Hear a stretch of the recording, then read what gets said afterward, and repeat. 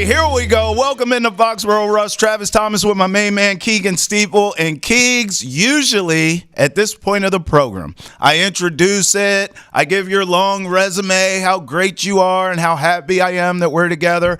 But I'm not going to lie, bro. We have some breaking news to start with, and I hate that we have to even talk about this, my friend, with Mr. Stefon Diggs, our veteran wide receiver who's been brought in to be a leader, Keagan. And you know that's where we're starting, my man.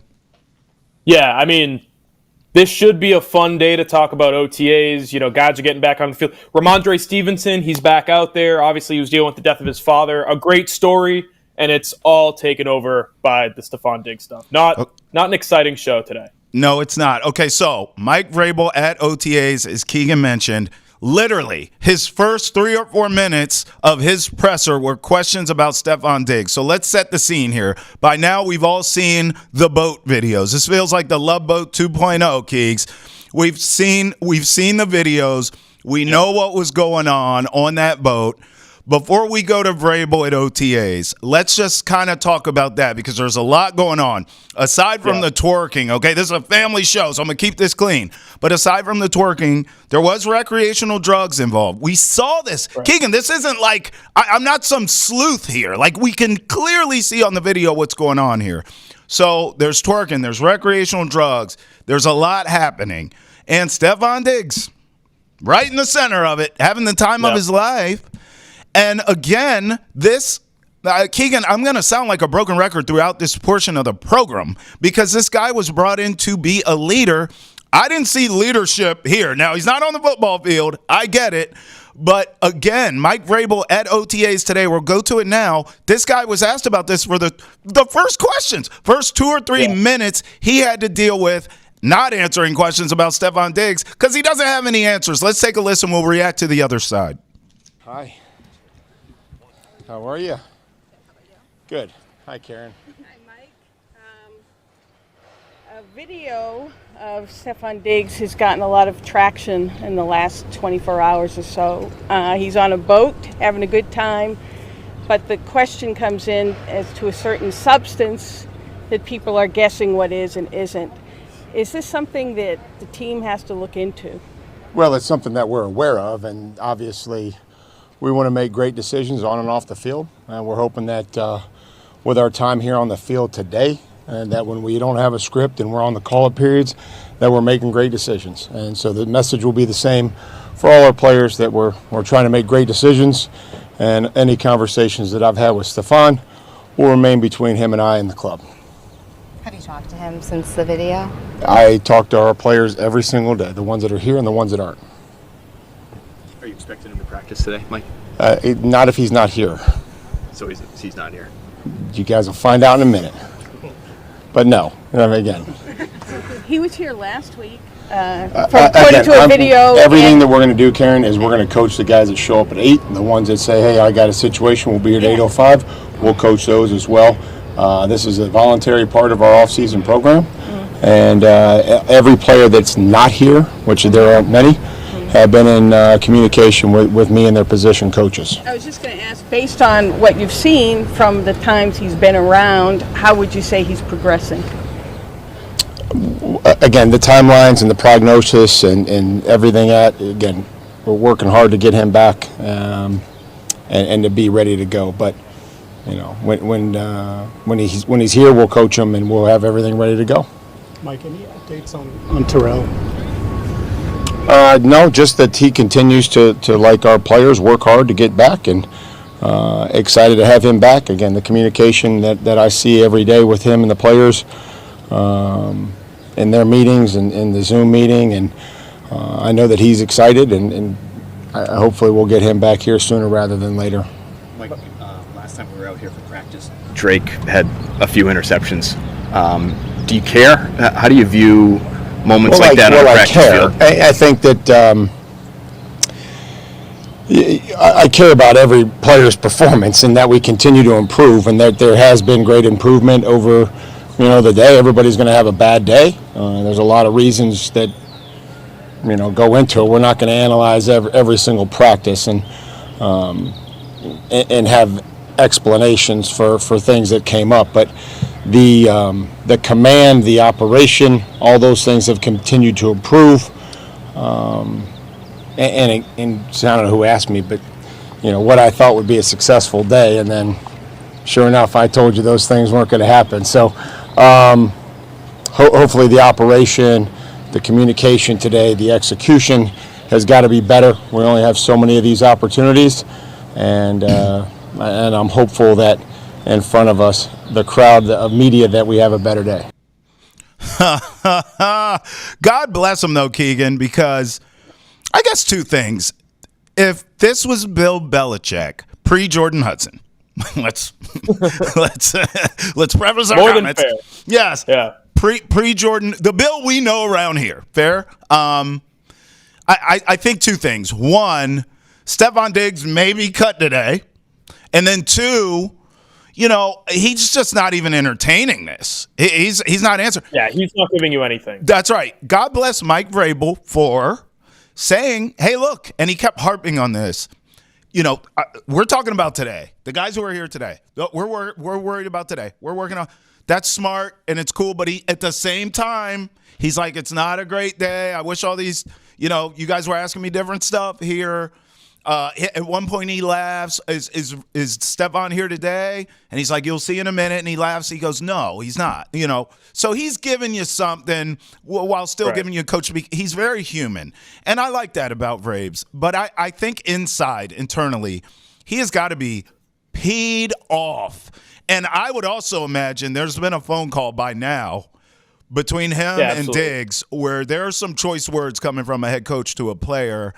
And you and I were talking, before the show started, no one's knocking anyone for having a good time. But when you're Stefon Diggs and you're paid the way you are and you're brought in to be a leader, I mean, bro, can we get the phones in a bag? Right? There's other bags on the boat. Why can't you have a bag with the phones in it? If it's not your boat. And you can't do that. You don't have the authority to do that. Look around, bro. There's cameras in your face. There's no way some of these videos we see of Stefon Diggs, as up close and personal as they are, you clearly see that. So you have to be a little bit smarter. Go to a different part of the boat where you're not involved in things. You got to just be a little smarter. This comes down to judgment. And leaders have to have a higher standard and better judgment than a jag, than just a guy. I know people who know Stefon Diggs personally. He's a Maryland guy, him and his brother. And I know people that love them. But you know what they say, even in complimenting them? They say, Stefon in particular, they say he's a nice guy, but he loves Stefon. He's into him. Mm-hmm. And I think that comes across in his brand. I think he's very sort of, dare I say, kind of diva wide receiver. We've seen some theatrics from him in the past. I don't think I'm being unfair saying that. No. But I think he's the closest thing we have to that old generation of diva wide receiver. None of them are the way they used to be, but he's about as close as you can get. Okay, so let's stay there because you make a great point. That generation, a lot of teams put up with a bunch of BS because of the production, right? The productivity was there. The second that dropped, you're a pain in the arse, you're gone. The Patriots brought this guy in to be, yes, production, but to be someone that these young guys could learn from. I hope they ain't learning from this, Keagan. Go ahead. Yeah. No, so the Patriots have done this before, right? This is the third, really big example of this. It started with Randy Moss, and there were examples before that. But with Randy Moss, it was legal trouble, some domestic issues, some really serious stuff during his time in Oakland. And they traded for him. They gave up essentially nothing to get him. And he was, he had probably the best year any wide receiver has ever had a couple of decent years. And then as soon as the production started to dip and he started to get a little bit more comfortable in these off the field issues, not even off the field issues, but issues with his role on the team started to prop up, they traded him. They got him out of here. Same thing with Antonio Brown. He had a phenomenal 1 week in New England. It was about as impressive I've ever seen a wide receiver look, right? Against Miami in 2019. We all remember it. He looked great, and then he had the domestic stuff off the field. They cut him right away. That was more of a Kraft thing than a Belichick thing. I think here with Diggs, like you said, this is just a guy having a good time. Rich people do crazy stuff on boats. It's That's just right. what happens. They have the means to do it. They're going to do it. The problem that I see from the Patriots' perspective, if I'm inside the building, it's not knowing your surroundings, not making better decisions. Because, really what's going to come out of this is nothing but he's going to look worse, and he cast a shadow over his team. Legally, he's not going to get in very much trouble.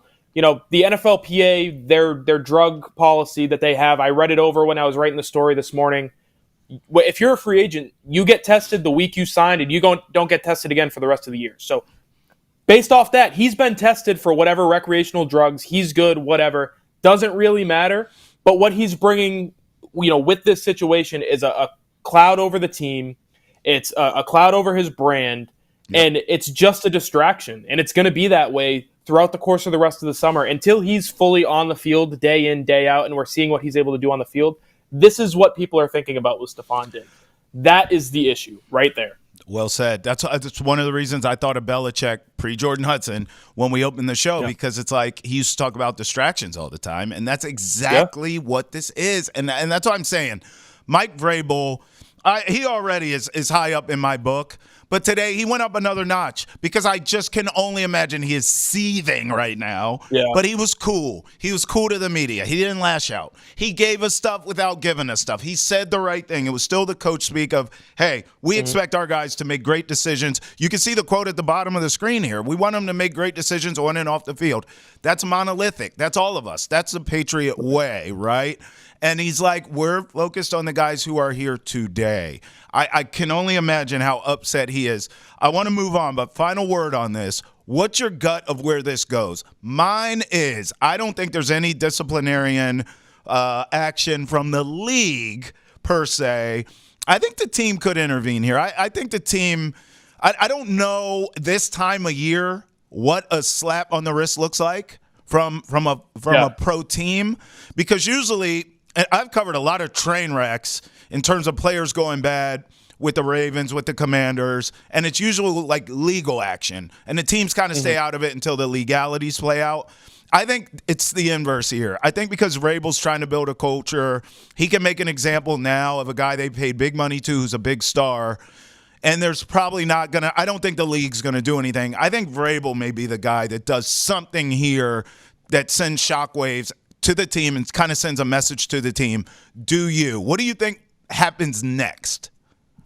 Yeah, there are two things. And first, I just kind of want to harp on what you said about Vrabel, because we've seen examples of why he's so beloved by his players. The video of him and Caden Wallace in Forged in Foxborough that I talked about last time I was on the show with you, like, it was an example of the reason players gravitate toward him, because he's such I'm here for you. Yes. Not really so much for the player, but the person. And I want you to be a part of this, whatever we do moving forward. That's right. This is another example of that, because he protected Stefon Diggs about as well as you could have. We all saw the video. Yep. He can't tell you, well, no, it didn't happen. It happened. But he protected him by saying, I'm not going to speak on it. My conversations with Stefon were between him and I. Yep. Anything that comes out of this will be a team thing, and we'll keep it in-house.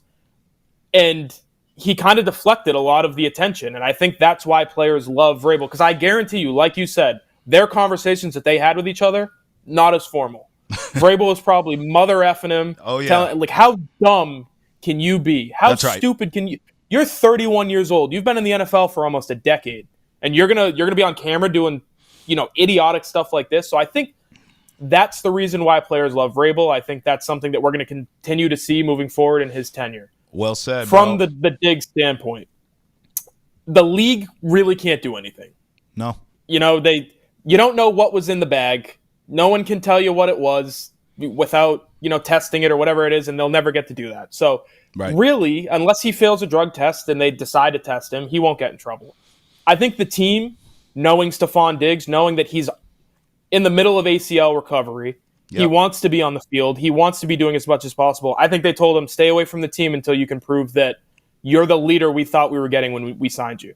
You're not going to be in our building providing this distraction until either it blows over or you prove that you can handle whatever the consequences that come from it, from a media standpoint, from a fan standpoint, whatever that might be. We might not see him for a few weeks. Obviously, OTAs will end.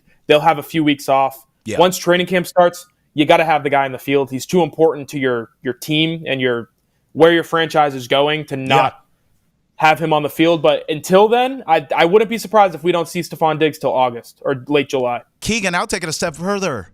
Good. That's damage control. Yeah. See you at camp. Yeah. Stay away from here and stay out of trouble. I want to pivot to brighter news for the Patriots. Mike Reese wrote an article about how far away or not the Patriots are from winning. I want to read you some of these excerpts here. So basically, he spoke with 2 scouts in this article with ties to the AFC East about the Patriots and their offseason and Vrabes and all that. Listen to these quotes. Quote, "This is the best offseason they had in a while. I feel like they're the Bills' biggest threat." One scout said that. The other one said they basically drew a parallel to how Vrabel's teams were built in Tennessee to what the Patriots are doing now. Listen to this quote. "Look at the history of Vrabel's teams. They'll play hard and mirror his personality. It happened in Tennessee." So this, I guess these scouts are kind of saying, we know how it ended in Tennessee, but when they were humming, the Patriots could be Titans 2.0.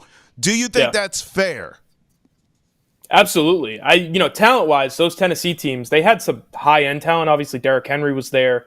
Yeah. Taylor Lewan was a great left tackle for a long time. Jeffrey Simmons, some of the Kevin Byard, some great defensive players. But talent-wise, they were never in the conversation with the Chiefs and the Patriots of 2017 through 2020. Those really talented teams that were competing for Super Bowls. But Vrabel was able to get them there.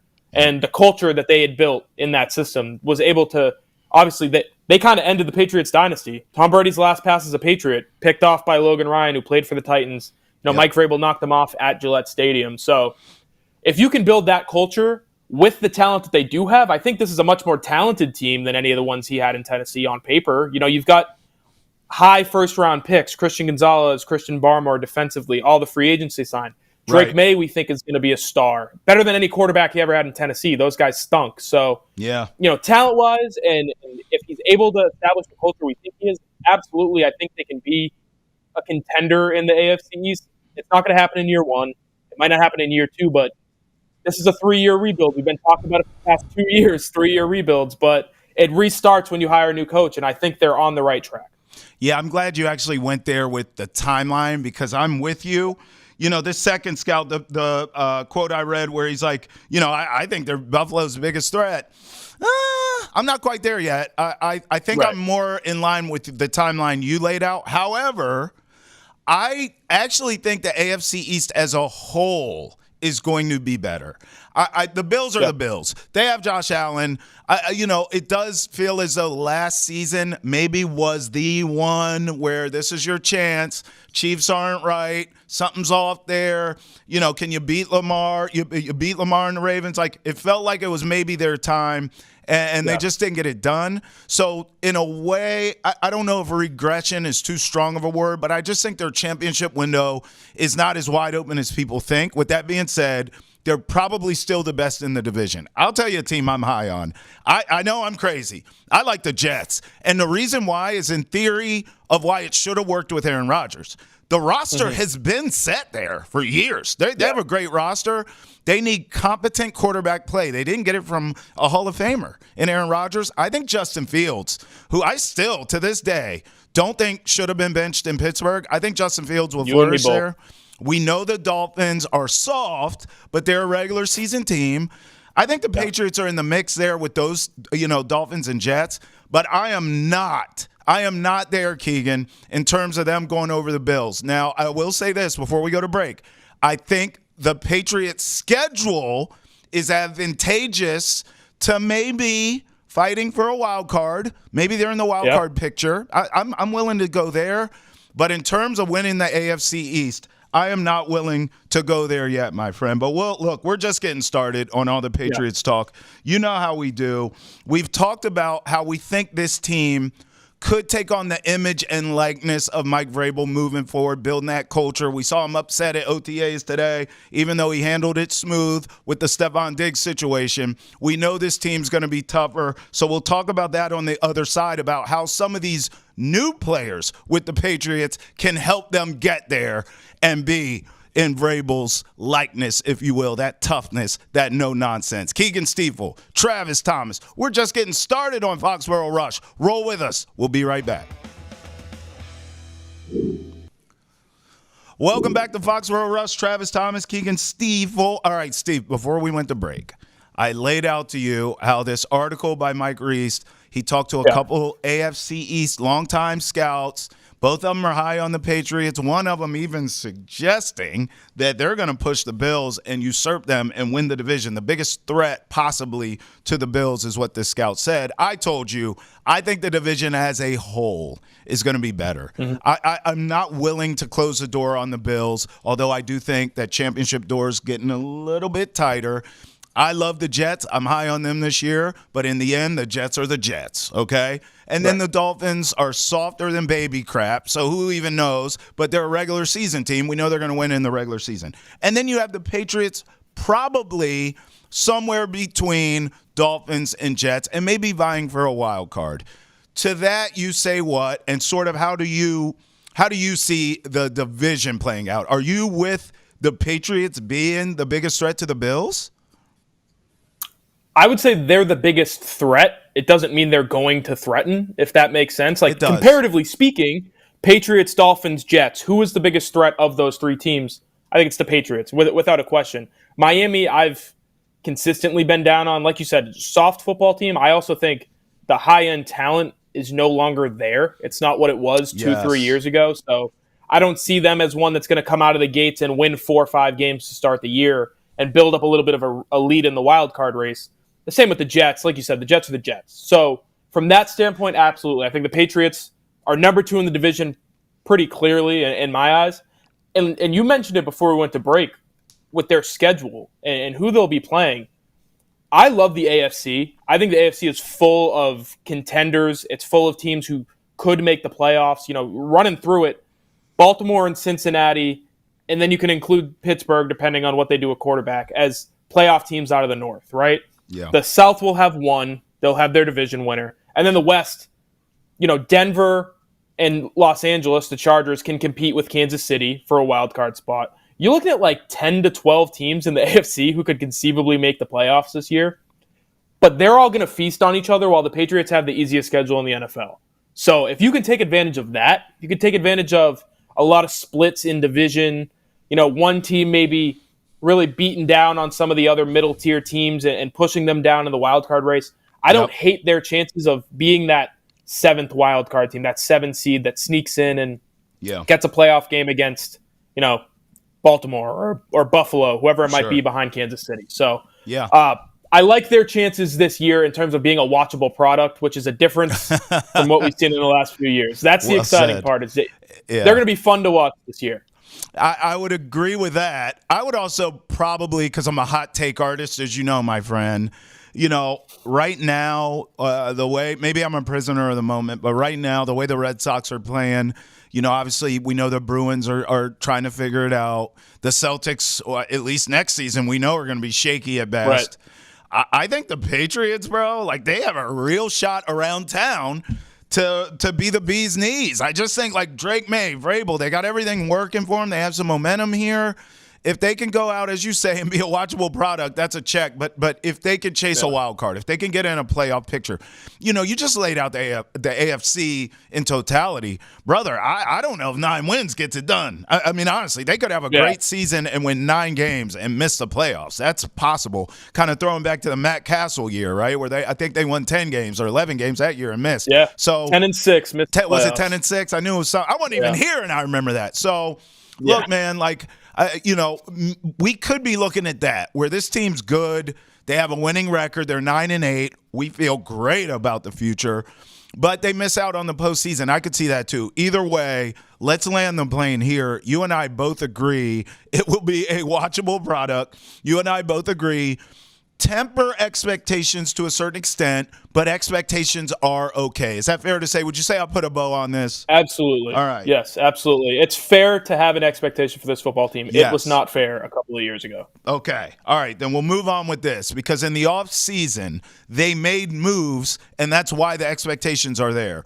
Obviously, Vrabel was a big splash and someone we wanted a year ago, but that's another topic for another Foxborough Rush. Stefon Diggs, not looking good right now, but on the field, we certainly hope he's healthy and he's productive.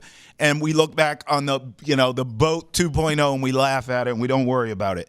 You draft Will Campbell. We hope that works out, especially at left tackle, right? Okay, but Right. let's talk now about some of the other ancillary moves, not Milton Williams, not these big splashy ones. What do you think's the most underrated, sort of under-the-radar move? Names like Carlton Davis, a Morgan Moses, a Harold Landry. Yep. I mean, honestly, is it a Thomas Brown even, if you want to go crazy? A Josh McDaniels, sort of a under-the-radar move that you see from this team that's not getting enough love, not getting the spotlight, not getting talked about enough. Do you see any? Yeah, I'm going to go really under the radar here because I like to show off the knowledge a little bit. I call it nerding out, Keagan. Right, correct. Yeah, that's probably the better way of putting it. A guy like, Kayvon Chason, who 1-year deal, few $1 million, but think about this. And I'm going to land the plane here, so you got to let me cook for a second. Go ahead. They were the worst team in the NFL when it came to getting pressure on the quarterback, right? They made all these moves on the interior defensive line to help with that. You got the Milton Williams signing. Christian Barmore is going to be back. Tonga and these other ancillary pieces, like you said. Yeah. But on the edge, they still have a need. It's going to be Harold Landry. Yep. And then they got to figure something out behind him. A guy who can just go out there on third downs and go get after the quarterback. Chason had 6 sacks last year within the first 7 weeks of the season. Mm-hmm. Then they were losing a bunch of games, so they thought we got to start building for the future. We're going to have these guys who can play on all 3 downs. He kind of stopped seeing the field, and that hurt him. Yep. I think if he makes this team, he's going to be a real difference maker. And then I have a second option for you because I want to go with the rookies as well. Okay. Another LSU guy, Braden Swinson, where these are edge players, true edge players who are going to just be asked to go get after the quarterback. If you can find one, and that's all you really need in modern NFL is one guy who on third downs, like Josh Uche a few years ago, can just go get after the quarterback. I think they will have one. I don't know who it's going to be, if it's going to be the veteran, if it's going to be the rookie. But 2 guys who are going to give you something you haven't had in 4 years, 5 years, that's a really big, underrated addition to the team. So it's one of those 2 guys for me. I can dig it. I'm going to go a little more name brand here. And you mentioned him. I think Harold Landry. I think actually when you think about, and I remember he was a target in the offseason, and I believe I did a show with you, or maybe you were a guest, but you said it then. You said this is a most no-brainer layup ever. They have the money. This is a guy who should now – I remember you illustrating he should now be fully healthy. He's been, far enough removed from a catastrophic injury where it's like, all right, now he's fully back. This should be year 1 of him being fully back, fully comfortable, fully healthy, knock on wood. He knows the system, obviously. He loves Vrabel. He's a Vrabel guy, right? So I think it's as much as we said in the offseason it was a layup to bring him in, I would think, barring injury, Keegs, it's a layup that he's going to be very productive. Plus, look at the things around him. I mean, he's got big hog mollies in front of him. Those are space-eating defensive tackles, assuming Barmore's healthy. But Milton Williams, Barmore, I mean, the defensive line in front of him, it looks great. So if your job is just to rush, and, obviously you got to be stout in the run game, which he is, but he's going to be able to run freely. And that's going to be a problem for everyone. I think he's going to be productive. Another one is Carlton Davis. And the reason I say him is also because of what's around him. You look on the other side, Christian Gonzalez. I didn't care who it was. There are a couple names, at corner in free agency that I was like, I don't care who it is, but go get another corner who can play alongside this monster. And whoever you sign, whoever you give the bag to at that position will eat as cornerback 2 because that's how good Gonzo is.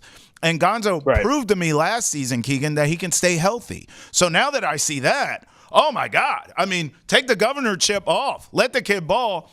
Gonzo and Carlton Davis, I think, are going to make a nice 1-2 combination at corner. So that's a guy I don't think – we were excited to get, Keegan, but I don't hear a lot of people talking Carlton Davis around here.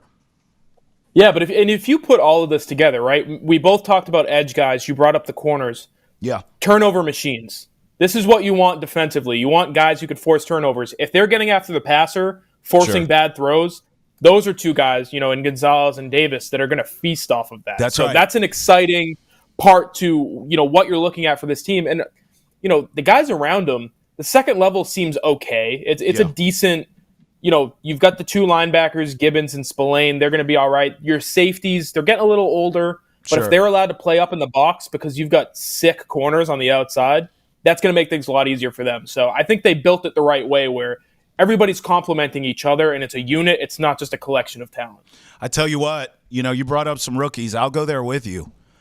Travion Henderson, bro. Now this we're talking about maybe. You know me. Yeah, I know. And that's the thing too. In this segment, we're talking about guys who could be a little under the radar. I don't know what radar there is for him. I think the running game as a whole has a question mark, but I think this kid, and I know you feel the same way, this kid could be special, man.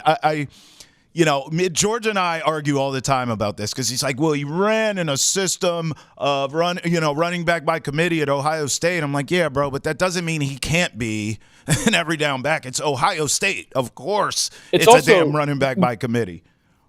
I would say the most sought after running back for if NFL teams could pick a running back right now, it's Jahmyr Gibbs, right? He's the guy that everybody wants at Jahmyr Gibbs. That's right. Not a bell cow. He's not an every down back. No, he's not. They have David Montgomery in front of him. They pick their spots with him. That's what the Patriots are going to try to do with Travion Henderson. That's what makes him so special. So if he's not on 1st and 10 getting a draw up the middle for 4 yards, I'm fine with it.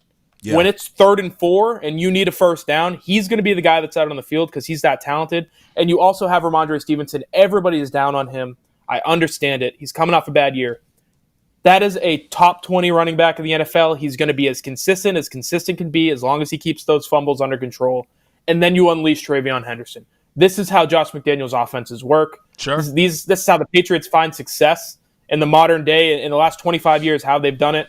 An every down, 1, 2, 3 down back, and then you've got the money down, the passing down back, and Travion Henderson, Kevin Falk before him, James White, all that stuff. This is how they build their teams. They've done it the right way.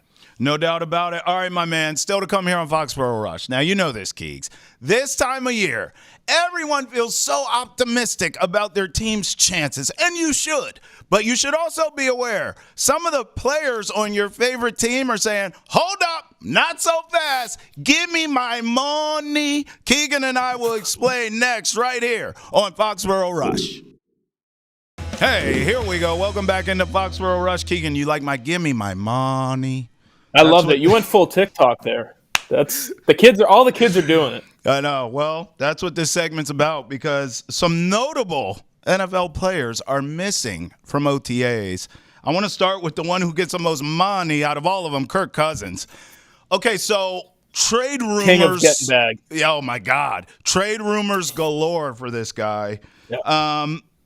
If you're the Falcons, let me ask it, because I actually defend Kirk in this way. Like, it's clear I'm like on the back 9, if not out of my prime at this point, if I'm Kirk Cousins. I'd say he's out of there, yeah. Okay, me too. All right, so I'm out of my prime now, but newly out of it. I still have some game left. I have something to offer some teams. Michael Penix is clearly the guy. You drafted him high, played well. I defend Kirk Cousins in that, get me the hell out of here. Why am I still here? Yeah. How come the Falcons haven't been more aggressive? I mean, honestly, we've had a whole offseason in this. There was a draft. You don't think to move this guy? What are they waiting for? Are they waiting, do you think, for an injury to a star? Like, if I'm not wishing this, but if Tua gets hurt again, are they like waiting on someone to go down, you think? What are they waiting for? I don't think I've understood a single way they've approached this entire thing. Like, signing him to the contract they signed him to was asinine in the first place. He's coming off an Achilles injury. Yeah. You didn't know what he had. He's 35, 34, however old he is. Was never mobile in the first place, so you had that to worry about, but you signed him anyways. And then 2 months later, you go and draft a quarterback, top 10, who you know is going to be the future of your franchise. You give Kirk Cousins almost no time to recover from this injury. As soon as he starts to look bad, and really with the mobility stuff where it was like he wasn't planting when he was throwing, it was kind of nerve-wracking stuff. You bench him. You put Michael Penix in. He's the starter for going forward. And now you haven't traded him. And you're just sitting here and you're waiting for something to happen. Yep. It all could have been avoided by not paying him in the first place. I think Kirk Cousins is perfectly adequate, right? He's fine. Yeah. He's a decent quarterback. He was good enough to get you to the playoffs. He's never going to win you a Super Bowl. Right. That's how I view him. Probably wouldn't have given him $50 million a year because that's how I view him. So they made their bed, and now they're having to lie in it, I guess. Like, you gave the guy $1 billion. No one wants to trade for that contract because he's old and he can't move. Yeah. It's just the way it is, I guess. The Falcons have been puzzling for the last 2 years. What they did in the draft this year, none of it's made sense. They're going to have to, reap what they sow, I guess. I mean, listen, bro. You look around the league at teams that need quarterback. I'm just doing this now as an exercise with you off the top of my head. I'm only coming up with one team that kind of makes sense.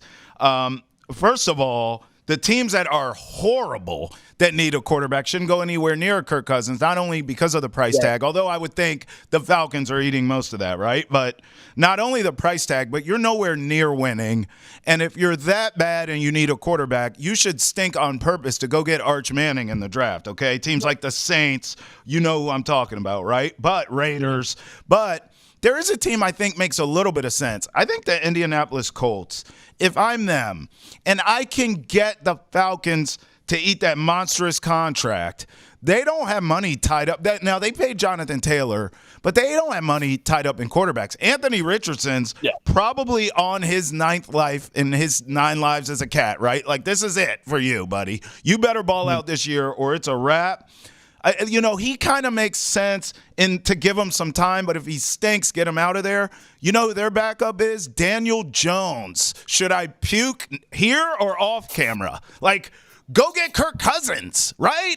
If Anthony Richardson stinks, you can pivot to Kirk Cousins. And I don't think the Colts are as bad as the Raiders and the Saints and some of these dreck teams. They could be in the same boat as the Patriots with a Kirk Cousins, with someone just competent. They could be around 8 or 9 wins. Do you think I'm nuts on that, or do you agree? I think the only problem there is the fact that you have to completely change your system. Anthony Richardson is an athlete. Daniel Jones, for as bad as he stinks throwing the ball, great athlete.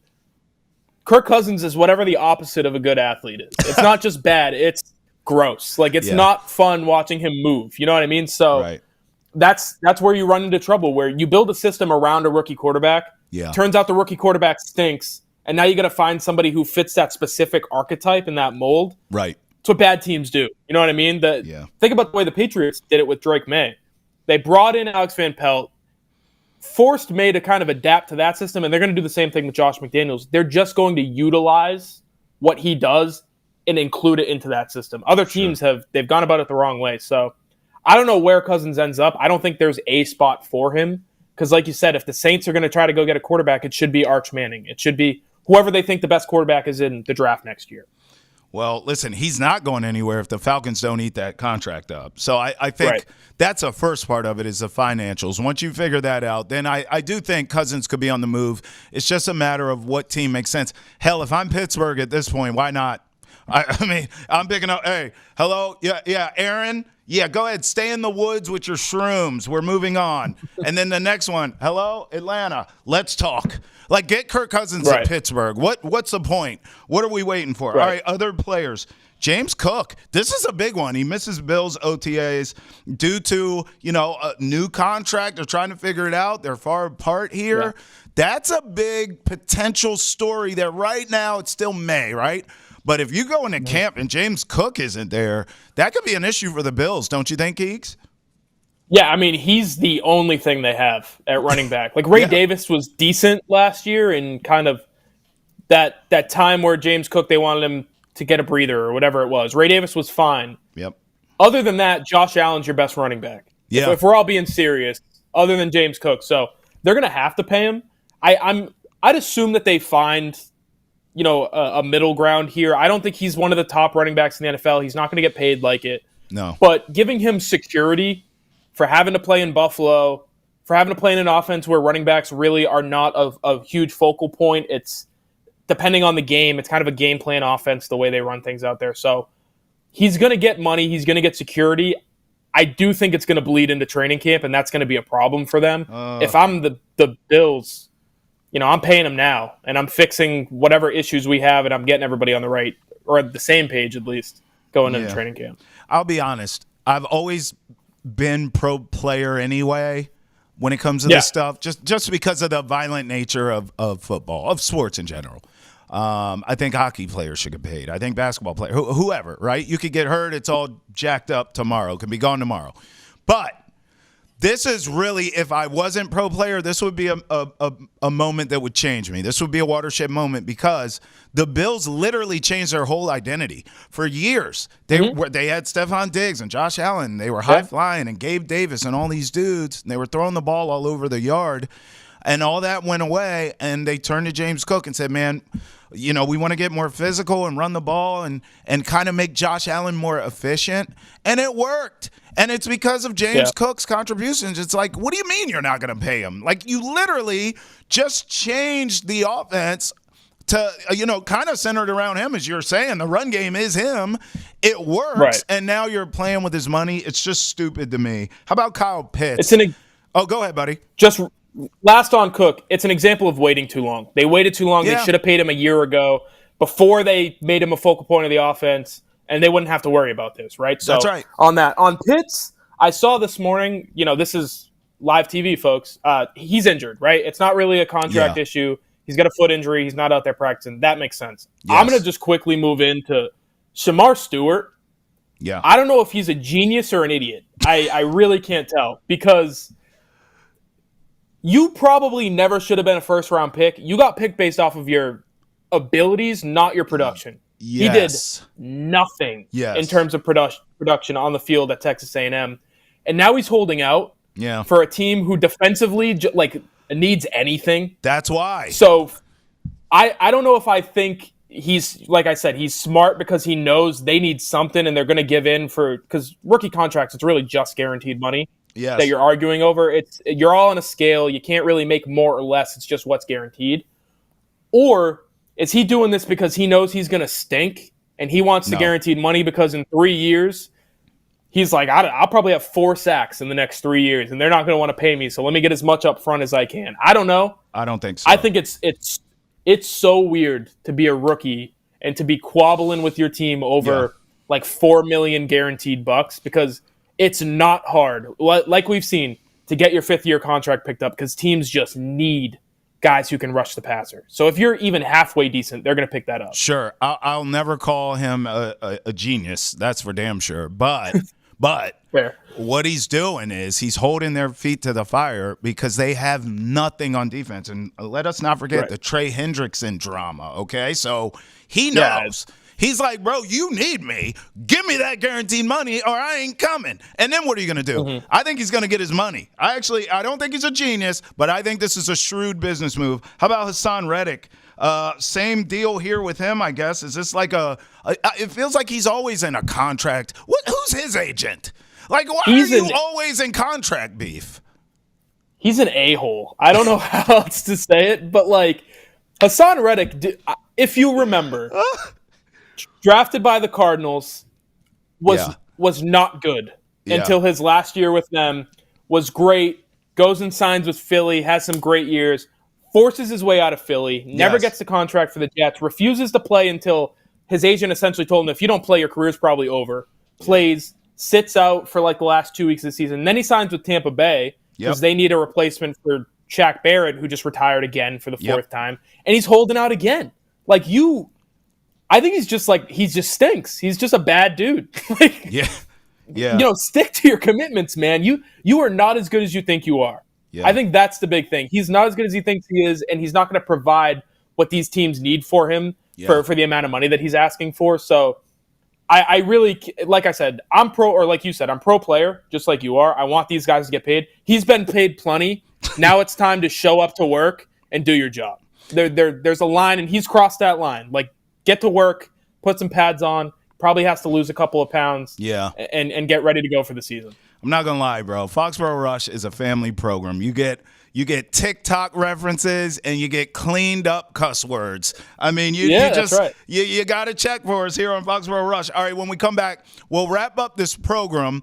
making fun of ESPN for a stupid article where they took shots at the Pats. How dare you? That next on Foxborough Rush. Stay with us. Welcome back to Foxborough Rush. All right, Keegs, let's end it here. So I'm minding my business today at Nesson in the Content Center, having a great day. And, of course, we're on ESPN all day, looking at articles, making sure we're not missing any breaking news, and other websites as well. And Nesson.com, just too. real quick. Nesson.com, too. Read I got you. Keagan Stiefel. Just refresh the page, folks. Give me as many clicks as possible. But in our world, we got them all. The tabs galore. Yeah. Every single sports publication there is, we have open because this is what we do. That's right. So ESPN pops up, and I see this article.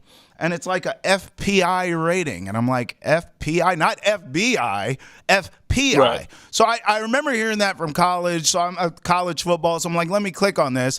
So first of all, they break down what FPI means. Thank you very much, Football Power Index. If you want to do that, go make yourself cross-eyed reading all the rules about that. But what I noticed, it was a power rankings. Let's show it now. And I'm looking for the Patriots, and I'm not going to lie, bro. I started in the teens because I'm like, there's no way. Last year, I get bottom of the barrel. There's no way they're going to be lower than 19. At worst, you better give me 20, 21. Can you do something for me? I look all the way down, and they have the Patriots at 25? Huh? Like, did you see the offseason? Do you watch Foxborough Rush? Keegan, tell me that they don't know what they're talking about. Tell me. Yeah, that's asinine. And this goes back, you always make fun of me and George for being nerds, and I'm sure you'll agree with this. Analytics have gone too far. Yes. The computers are taking over, man. I watch baseball. I've seen probably every single Red Sox game this year. I've got it on the TV. I'm on Red Sox coverage for Nesson, so I'm paying attention. I'm watching the game. And they'll try to tell me that Ceddanne Rafael isn't a good baseball player because he swings too much. Right. Even though the fact that he makes gold glove plays every day. It's the same thing with the football power index where, Drake May's efficiency on third downs weren't enough. His ADOT isn't better than Kirk Cousins was last season, so they lost 0.6. I want to throw my computer out the window and just take a walk. Like, go touch grass, go watch the football games, and then see it from there. I trust whatever idiot they've got down at ESPN doing the power rankings where it's just a dude and what he sees on the field. I'd rather take that in Me too. than the computer telling me, the Patriots suck because somebody wasn't efficient enough or, I don't even know how you could do it. The entire team has been turned over. They've got like 20% of people that were on the staff last year, team, coaching, all of it, that turned over this year. I don't know how you could base anything from last year to this year. That's right. It's a joke. It's a joke. But listen, it's doing what it's supposed to do. It's giving us some fodder to talk about here. Yeah. But you're absolutely right about analytics. And you're right. I give you and George a hard time for nerding out. But the truth of the matter is, and you kind of touched on this here, it does need to be a balance, though. Like, I'm not completely against analytics and the nerds. However, Mike Vrabel will stuff a nerd in a locker. Like, he's that type. And that's not a quantifiable thing. This team's going to be tougher. Right. They're going to be smash mouth. We don't know who will be the bell cow or if that exists. It could be by committee, but they will run the ball. You can guarantee that. I think they're going to ask less of Drake May in terms of heroics, and he'll be more efficient. The Chargers come to mind. Herbert last year one of Harbaugh, they ran the ball. And Herbert was really good. He was more efficient. We talked about the Bills. Right. James Cook ran the ball. All of a sudden, Josh Allen, who was Superman, stays Superman, but he's more efficient. I think that's what we're going to see from Drake May. I don't love the receivers. I don't love the offensive line. Like, I get some of the analytical things, but I think some of the stuff that these articles and these computers, as you say, these nerds miss are the things you can't quantify, the toughness, the mentality, the culture that Vrabel's building. Does that make sense? Absolutely. Brendo, I know we're running out of time. Bring that up for me real quick because I want to point something out. If you look at the teams at the top, the Eagles, the Chiefs, the Ravens, the Lions, what do they all do well? They're all great defensive teams. But that second – the Bengals, They were like the worst defensive team in football last year, and they did nothing to fix it. How are they top 10?